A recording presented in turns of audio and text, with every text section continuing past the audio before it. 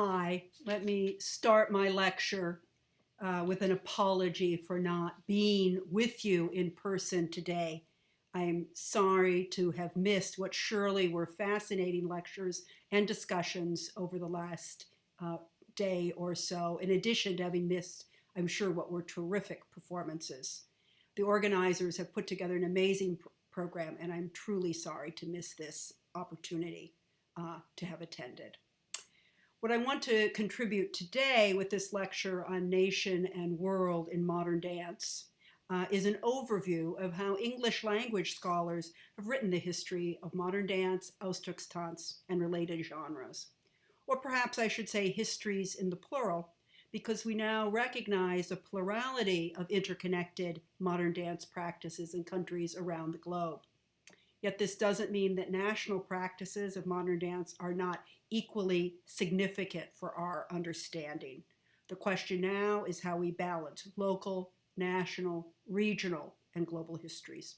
So let me begin my formal remarks. In the English language historiography of dance, there has been a decided shift over the last decade from histories premised on the nation state to histories promising a transnational and global approach.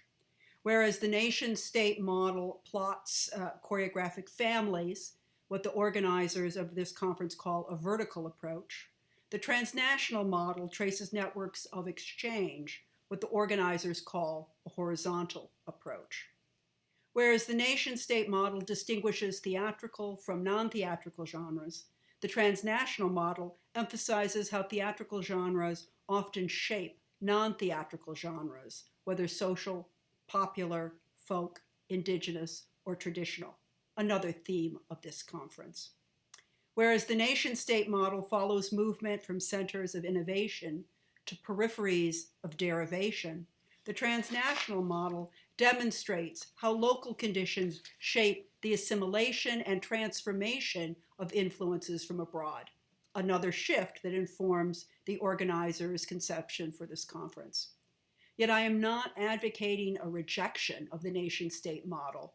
Rather, I am calling for histories of modern dance that integrate the nuance and detail of nation-state approaches with the sweep and generality of transnational approaches.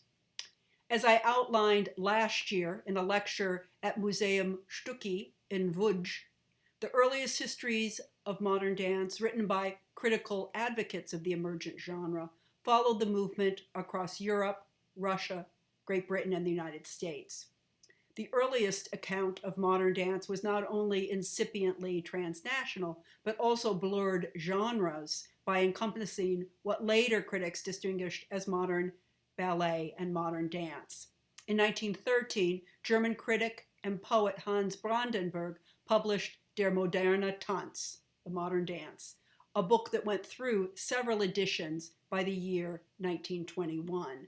I wanted to show you a copy of the very earliest, actually. This is the 1913.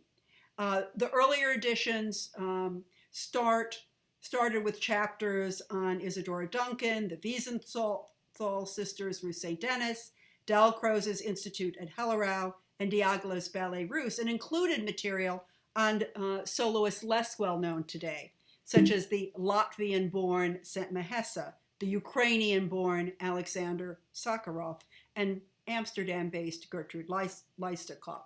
And then later editions added material on Rudolf Laban and Mary Wigman.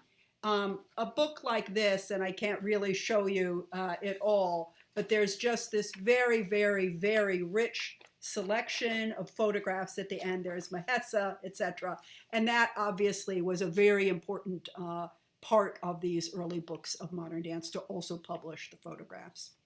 But this incipiently transnational history by Brandenburg soon gave way to nationalist accounts in the mid-30s, as German and American critics scripted nationally distinct histories. After the National Socialists came to power in Germany in 1933, they codified the principles of Deutscher Tanz, German dance, as moderne Tanz was now called, and restricted its practice to dancers who could prove their Aryan origins. As a result, a number of dancers immigrated to other countries, but even more, remained in Germany and collaborated with the National Socialist state, which was the first German state to offer patronage to modern dance. That's such a complicated story of Ausdruckstanz and the National Socialists. It's something that I've written about in relationship to Mary Wigman. And I also want to show, trying to figure out where to hold up my books here. I have an essay in this new Oxford Handbook of Dance and Politics, which does some further reflection on those complex histories of Ausdruckstanz and National Socialism. I just wanted to make sure you knew about that essay.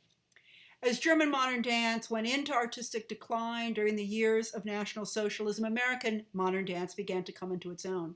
During the 1920s and 1930s, there was lots of traffic between the United States and Europe as dancers traveled back and forth to study and to perform.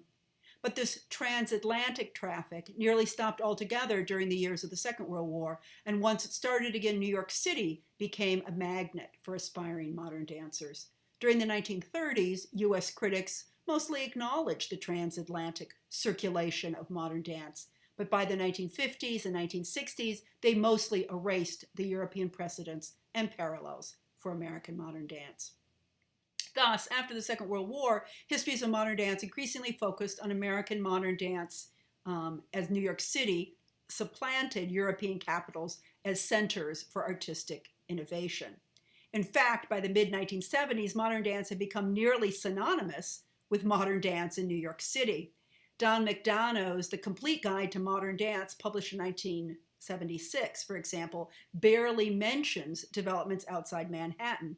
Narrating the history of modern dance in terms of extended choreographic families, McDonough employs generation and genealogy as basic organizing principles. Here's my copy of The Complete Guide. I guess it's just, you can't see much there. But what I did want to show you is this choreographic chart, which is what the organizers of this festival call a vertical approach. And I hope that's very, very clear there. What McDonough overlooked were the modern dance movements taking shape in diverse contexts, from Argentina, Cuba, and Jamaica to Japan, India, and Israel. As local critics scripted the histories of these movements, they too relied on the paradigm of the nation state.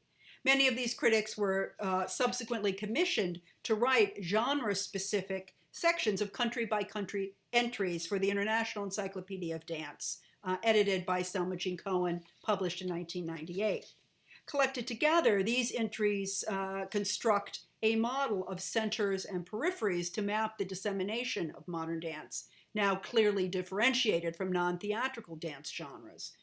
Whereas generation had informed McDonough's Complete Guide, genre and nation organized Cohen's International Encyclopedia.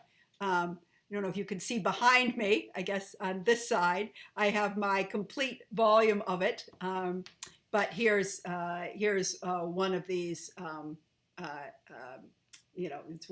this is what one of these looks like. You've probably seen that. I find it hugely valuable to have this entire, the collection in my office.